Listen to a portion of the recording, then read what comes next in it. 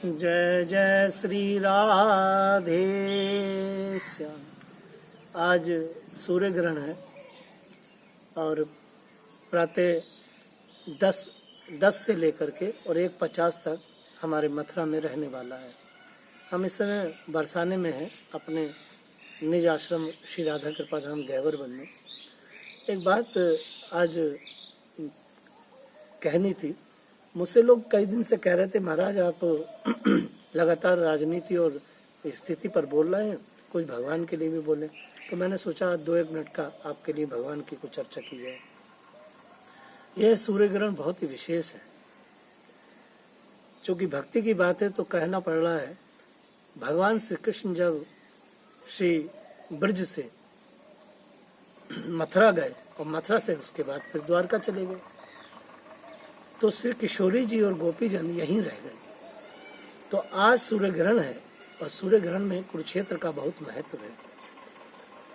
तो परमात्मा श्री कृष्ण अपने पूरे परिवार के साथ जब द्वारका से वो कुरुक्षेत्र पहुंचे, तो आज सूर्य ग्रहण के दिन ही 100 साल के बाद श्री किशोरी जी, वृषभानु बाबा, नंद बाबा, माँ यशोदा, सारे ब्रजवासी, सारे गोपीजन परमात्मा श्री कृष्ण से आज के दिन ये एक ऐसा पावन दिवस है हम सबके लिए कि श्री अलवेली सरकार, अखिल ब्रह्मांड की नायिका, आह्लाद शक्ति भगवान की श्री राधा रानी,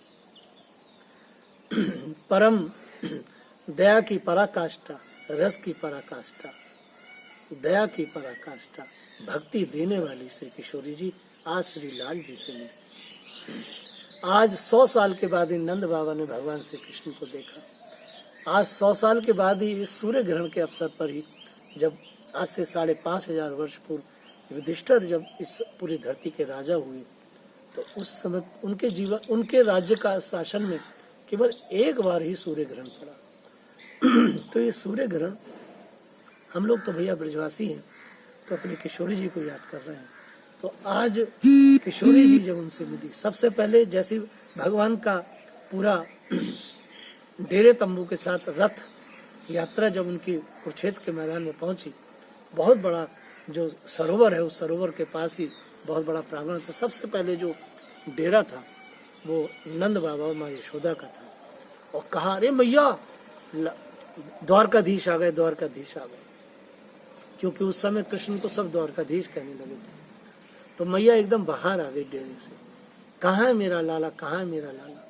तो भगवान दारू से रथ को रुकवाने के लिए कहा, मगर चलते हुए रथ से कूद करके माँ यशोदा के श्री चरणों में लोटपोट हो गए।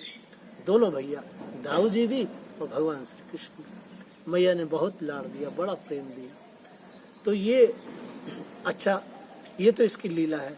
संध्या काल में भगवान की पत्नियों से द्रौपदी इत्यादि सब मिलती हैं, लेकिन रात्रि के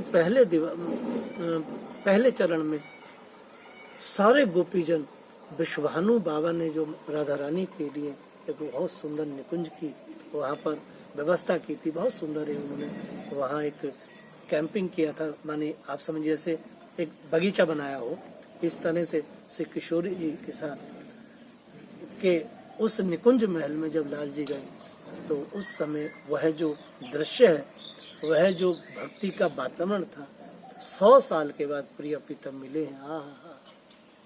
तो हम लोग अब 10:10 से लेकर के 1:50 तक हम सब ब्रजवासी लोग भगवान की वह जो 100 वर्ष के बाद प्रिया लाल जी आपस में मिले, उसको स्मरण करेंगे। और इस ग्रहण काल में अपने शरीर को, आप भारत में कहीं भी हैं, अपने शरीर को ग्रहण काल में आप श्री कुरुक्षेत्र में रखिएगा, क्योंकि कुरुक्षेत्र का इस समय चिंतन करना, वहां अपने शरीर को पहुंचाना बहुत बड़ा महत्व है। तो कुरुक्षेत्र में आप अपने शरीर को मानसिक चिंतन से पहुंचाइए और वहां पर यह चिंतन कीजिएगा कि भगवान 100 वर्ष के बाद ब्रजवासियों से मिले हैं, नंद बाबा से मिले हैं, गोपियों से मिले हैं, और सबने लाल जी को देखा है।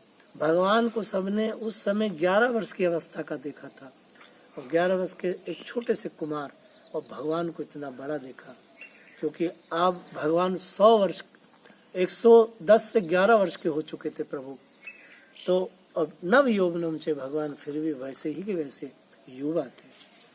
तो ये जो मिलन है ये बहुत खास मिलन है। तो इस लीला का चिंतन करते हुए आप नाम स्मरण करें, इस लीला का चिंतन करते हुए आप ध्यान करें, इस लीला का चिंतन करें, अपने को कुरुक्षेत्र पहुंचाएं। धर्म क्षेत्र कुरुक्षेत्र, गीता जी का पहला शब्द है धर्म क्षेत्र और सबसे अंत में है मतिर्मम। तो धर्म क्षेत्र धर्म मतिर्मम, मेरी बुद्धि धर्म में लगी रहे। तो इस प्रकार से 700 श्लोकों का आपका ये पाठ हो गया। तो श्री राधा रानी के श्री चरणों का चिंतन करते हुए कुरुक्षेत्र में अपने को कहाँ रखे, अपने को आप देख लीजिए, आपको कहाँ रहना है, आपको द्वारका के पक्ष में रहना है कि आपको ब्रजवासियों के पक्ष में रहना है, या आप हस्तिनापुर के लोगों के साथ रहने वाले, क्योंकि हस्तिनापुर नरेश ने बहुत बड़ी व्यवस्था की थी और इधर द्वारका से भी पूरी व्यवस्था थी, इधर ब्रज मंडल के साथ दोनों राजाओं के द्वारा व्यवस्था थी। लेकिन चूंकि ये हस्तिनापुर के शासन क्षेत्र में इतना बड़ा कार्यक्रम हुआ था, इसलिए ये सब युधिष्ठिर जी ने बहुत अच्छे से इसे सजाया था।